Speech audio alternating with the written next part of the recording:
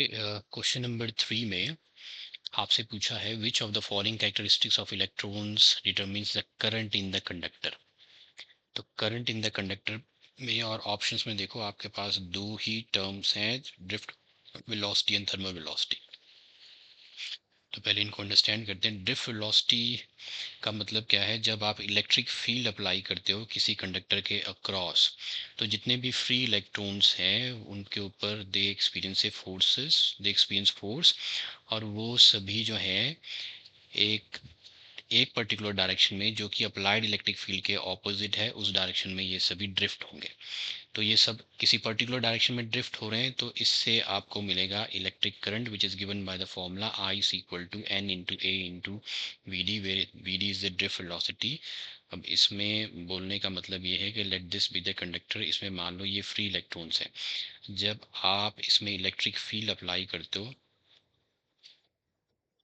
When an electric field is applied here,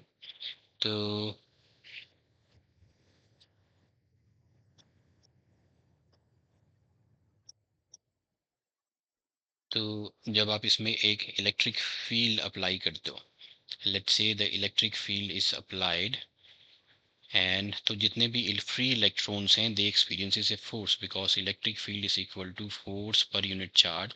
तो सभी जितने भी इलेक्ट्रॉन्स हैं उनके ऊपर जो force equivalent to this q into e लगेगी सभी इलेक्ट्रॉन्स पे। Charge of the electron is e negative, तो ये फोर्स वो एक्सपीरियंस करेंगे।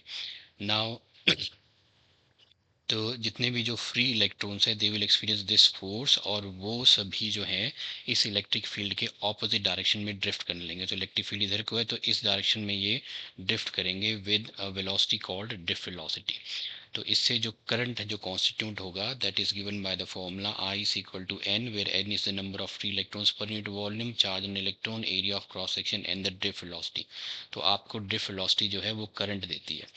लेकिन थर्मल वेलोसिटी में इलेक्ट्रिक फील्ड अप्लाइड नहीं है, इसमें कंडक्टर जो है it's present at the room temperature, और इस रूम टेम्परेचर पे ही इलेक्ट्रॉन्स के पास इतनी थर्मल एनर्जी है कि वो रेंडमली सभी डायरेक्शंस में जो है घूम रहे हैं। तो सब वो सभी डायरेक्शंस में रेंडमली, तो जितने भी फ्री इलेक्ट्रॉन्स हैं they move very fast at room temperature due to thermal energy, and जो मोशन जो है कम्प्लीटली रैंडम है सभी डायरेक्शंस में, कम्प्लीटली रैंडम है सभी डायरेक्शंस में। तो इनके मोशन की कोई एक पर्टिकुलर डायरेक्शन नहीं है। तो पर्टिकुलर डायरेक्शन नहीं है मींस आपके पास जो एवरेज थर्मल वेलोसिटी है वो ज़ीरो है। तो एवरेज थर्मल वेलोसिटी ज़ीरो हो जाएगी because of the completely random motion. और क्योंकि एवरेज थर्मल वेलोसिटी ही ज़ीरो है रैंडम मोशन की वजह से, तो there is no electric current because of the thermal velocity.